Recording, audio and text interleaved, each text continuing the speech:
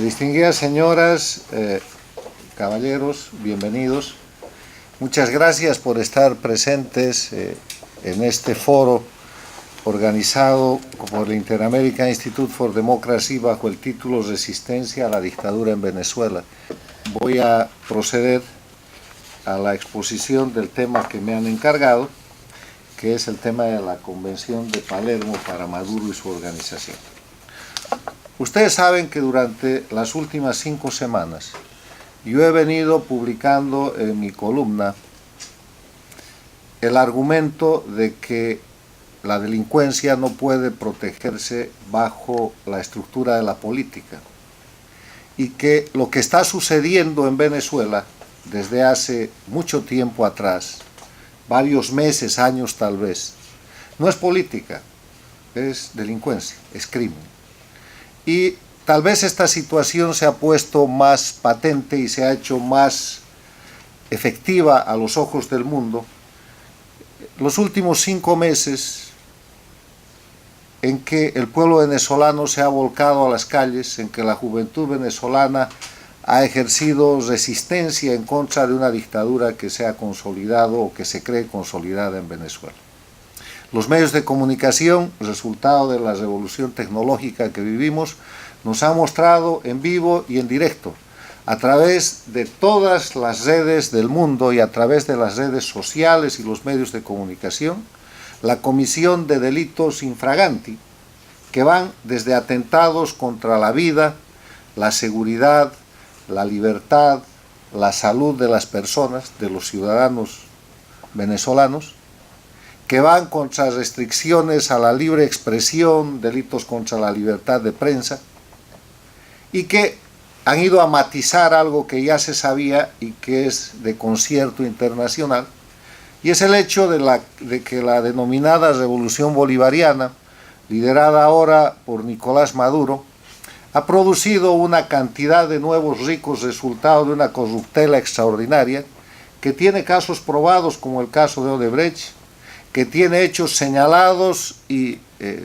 sancionados por lo menos administrativamente, como los hechos por el Departamento de Justicia de los Estados Unidos respecto al manejo de patrimonios mal habidos en el territorio norteamericano, y que ha merecido que hoy día Venezuela reciba la denominación de un narcoestado, con grupos delictivos de narcotráfico denominados carteles, liderados por gente que está al mando de altos cargos políticos de ese régimen. Ese es el panorama, esos son los hechos, y cuando uno observa ese panorama, como ciudadano y como jurista, no puede entender que no existan normas, que no existan procedimientos, que no existan mecanismos para perseguir y sancionar a los delincuentes, para ponerlos en evidencia y para de esa manera permitir que el pueblo venezolano y por su intermedio gran parte del pueblo latinoamericano recupere su libertad, recupere su democracia y retorne en el camino de la normalidad. Es sobre esos hechos que yo he estudiado la Convención de las Naciones Unidas contra la Delincuencia Organizada Transnacional, que es un instrumento jurídico suscrito el año 2000, se llama Convención porque ha sido patrocinada por un organismo internacional, en este caso el más importante del mundo, las Naciones Unidas, y tiene 3 partes. La primera está dedicada a la delincuencia organizada transnacional, la segunda es un protocolo para prevenir, reprimir y sancionar la trata de personas, especialmente mujeres, niños. La tercera es un protocolo contra el tráfico ilícito de migrantes por tierra, mar y aire. La que nos interesa es la primera, la Convención contra la Delincuencia Organizada Transnacional, que en los siguientes minutos voy a demostrar que es plenamente aplicable a Nicolás Maduro y al grupo de personas que dizque gobiernan Venezuela, que forman parte de un régimen que en verdad se ha convertido y es hoy día efectivamente un grupo de delincuencia organizada. ¿Qué es la Convención? La Convención es un instrumento negociado bajo los auspicios de las Naciones Unidas, firmada el año 2000 en Palermo, por eso recibe el nombre de Convención de Palermo, y que tiene el propósito fundamental de que con el crecimiento de la tecnología, con la apertura de las fronteras, el crimen no se beneficie de manera que pueda encontrar impunidad o pueda encontrar cobertura en alguna parte del mundo. El discurso y el prefacio que plantea esta convención, el entonces secretario general de las Naciones Unidas, Kofi Annan, dice con claridad que este es un esfuerzo nacido del desarrollo de la sociedad civil para proteger a los individuos del mundo en sus derechos humanos, vencer la delincuencia, la corrupción y todo lo que proviene de ellos. Y así lo demuestra el texto de la convención. Convención que ha sido, entre otras cosas, ratificada por todos los estados americanos. Ahí tienen ustedes una copia donde por orden alfabético desde Antigua y Barbuda, siguiendo con la Argentina y terminando en Venezuela, todos los estados de nuestro hemisferio han ratificado la convención.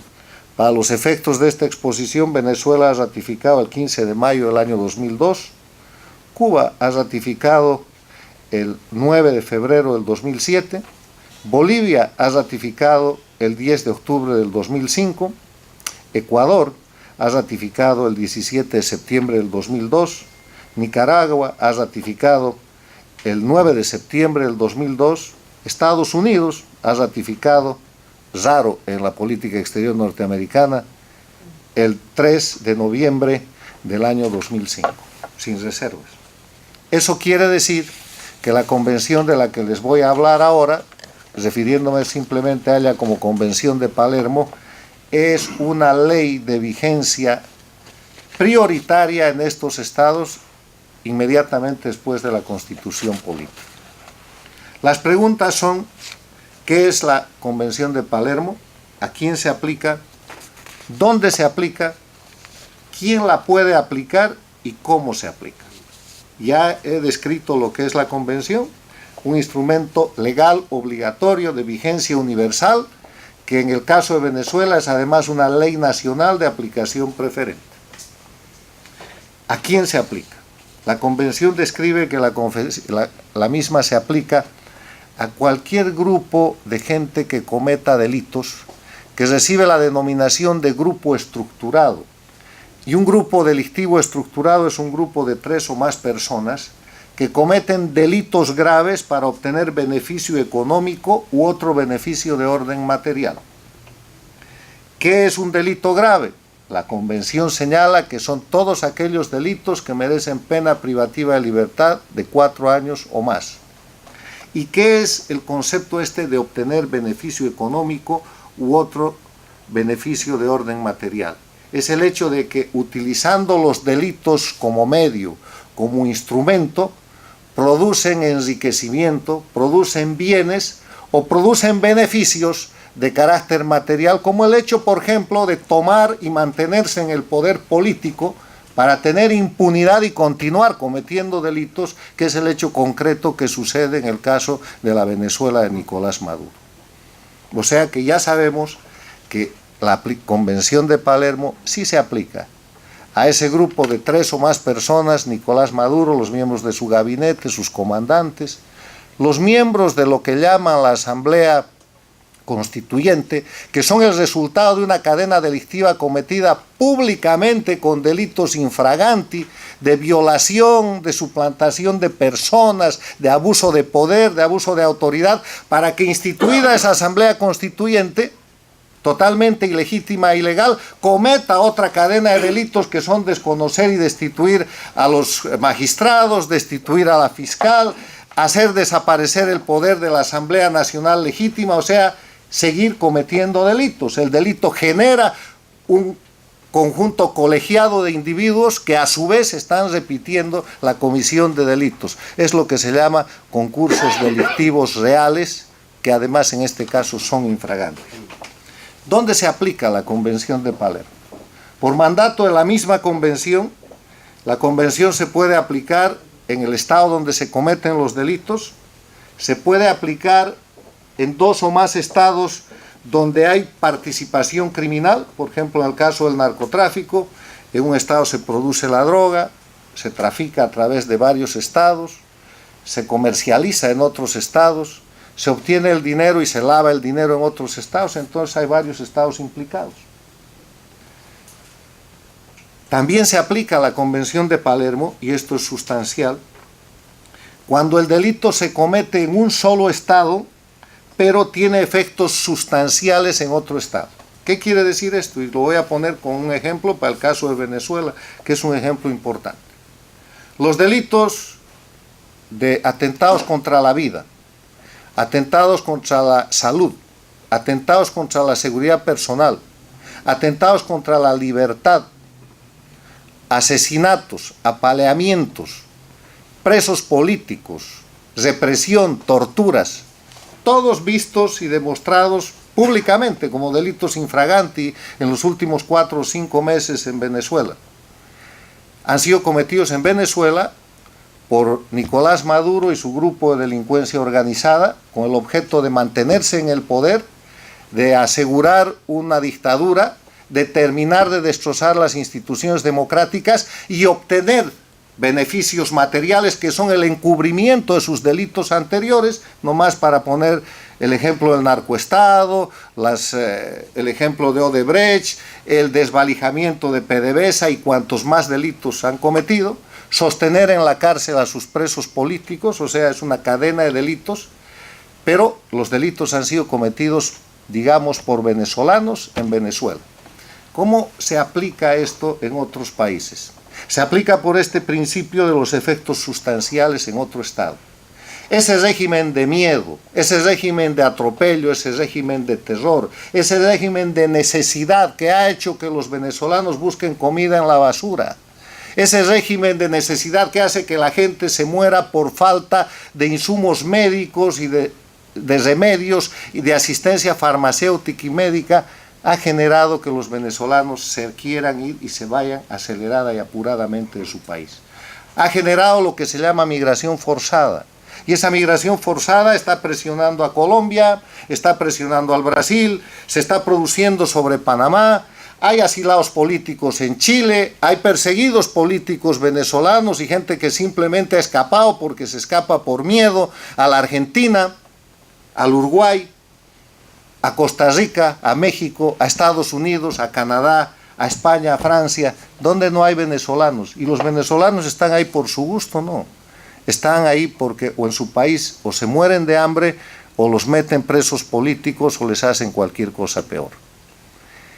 Esos delitos cometidos por Maduro con premeditación, como parte de lo que llaman una acción política de estabilidad de su régimen dictatorial, esos delitos cometidos en territorio venezolano han generado el efecto sustancial de esa presión migratoria negativa en todos estos países y por lo tanto han abierto la competencia de los países que he mencionado y otros para poder aplicar la Convención de Palermo en sus territorios. Porque la presión que está sufriendo Colombia con miles de venezolanos que necesitan comer, que necesitan trabajar, están quitando empleo a los colombianos. El estado de necesidad que sufre la gente cuando llega a países del primer mundo como España, como Estados Unidos, como Canadá, genera una presión económica legal sobre el estado receptor y eso abre la competencia a la Convención de Palermo para que estos estados puedan accionar esta convención en su territorio, bajo sus leyes, por lo que es el principio de los efectos sustanciales en otro estado. El siguiente aspecto es quién aplica la convención.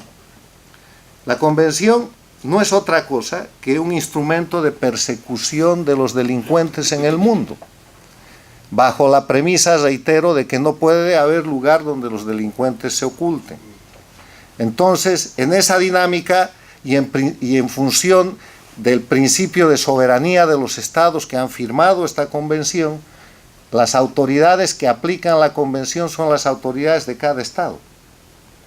En México los procuradores y los fiscales, en Estados Unidos los fiscales, en la Argentina, en el Brasil, en España, lo mismo. Son fiscales, procuradores y jueces los encargados de hacer cumplir esta disposición legal. O sea, no hay una competencia supranacional, no hay un tribunal en La Haya, no hay un tribunal en Ginebra, no hay un juez especial en Costa Rica, como en el caso de los derechos humanos o de los delitos de lesa humanidad. Aquí la competencia es en cada territorio, pero tiene la característica de tener efecto universal. De nuevo, por el principio de que no habrá en este mundo, a partir de la Convención de Palermo, ningún delincuente que pueda encontrar ni amparo, ni ocultarse, ni proteger el resultado ilegal de su crimen en ninguna parte del globo terráqueo. Último aspecto, ¿cómo se aplica? Se aplica por los delitos de orden público, en base a la legislación penal de donde se han cometido los delitos, en el caso que les he explicado, la legislación penal venezolana, y puede ser aplicada de oficio o por denuncia o a petición de parte. De oficio yo he sugerido en el segundo o tercero de mis escritos, ya publicados, que la Asamblea Nacional Venezolana, legítima, los magistrados designados por esa asamblea, perseguidos y ahora fuera de Venezuela, y la fiscal venezolana, la señora Ortega, deberían establecer competencia en el exilio y ejecutar la Convención de Palermo. Y la manera de hacerlo es ejercer su propia competencia, la que más cerca de esto está y la que más facultades tiene para hacerlo sin limitar las facultades de los otros órganos, es la fiscal, porque la Asamblea Constituyente apócrifa de Maduro dice que la ha destituido, pero hay un principio también universal que dice que son nulos los actos de quienes usurpan funciones y que ejercen potestad o jurisdicción que no emana de la ley. Lo que haga esa Asamblea Constituyente simplemente no existe. La fiscal tiene competencia legal y ya sea en el Brasil, en México, donde se instale, puede abrir una investigación y pedirle a las autoridades de los otros países y a la Interpol que ponga en captura la lista de acusados, empezando por Nicolás Maduro y terminando por el último miembro de la Asamblea Constituyente que se ha formado. La lista será muy larga, los delitos serán variados, pero existe prueba preconstituida para eso.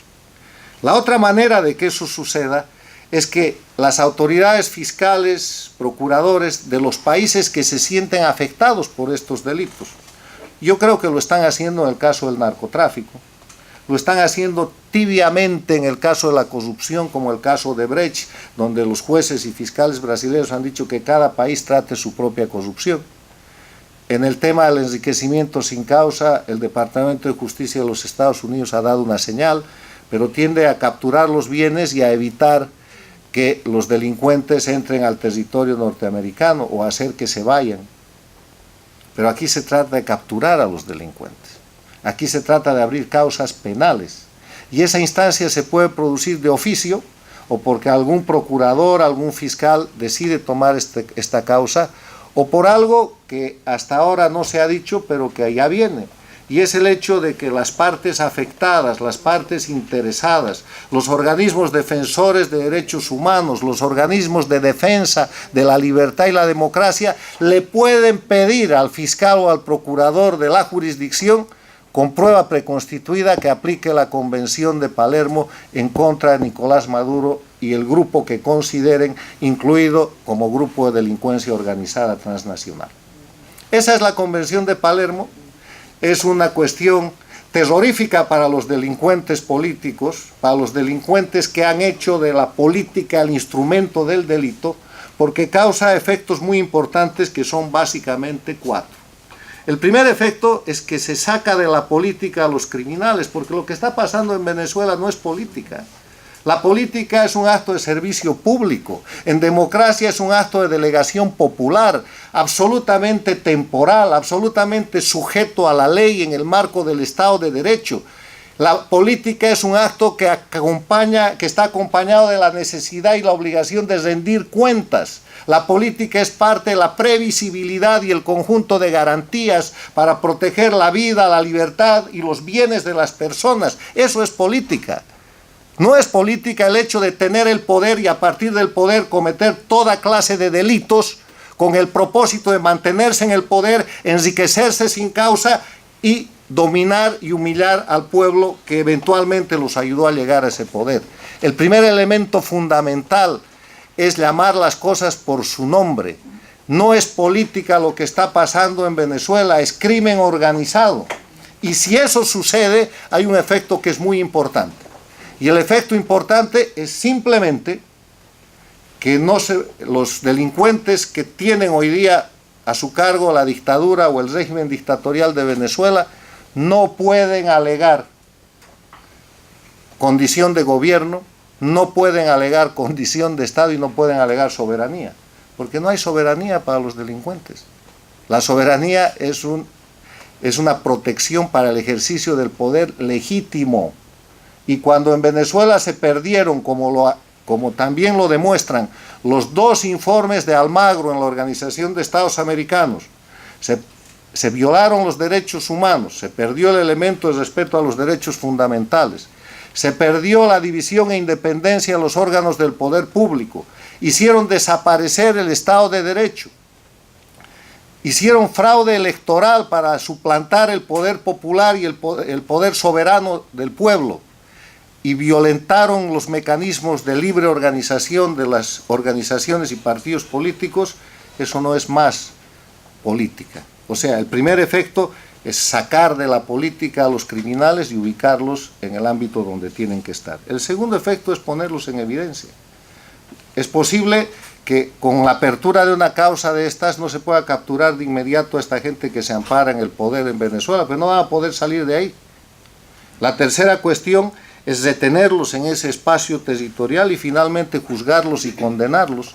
Imagínense ustedes que haya, como tiene que haber, estados que a través de su justicia ordinaria empiecen a aplicar la Convención de Palermo.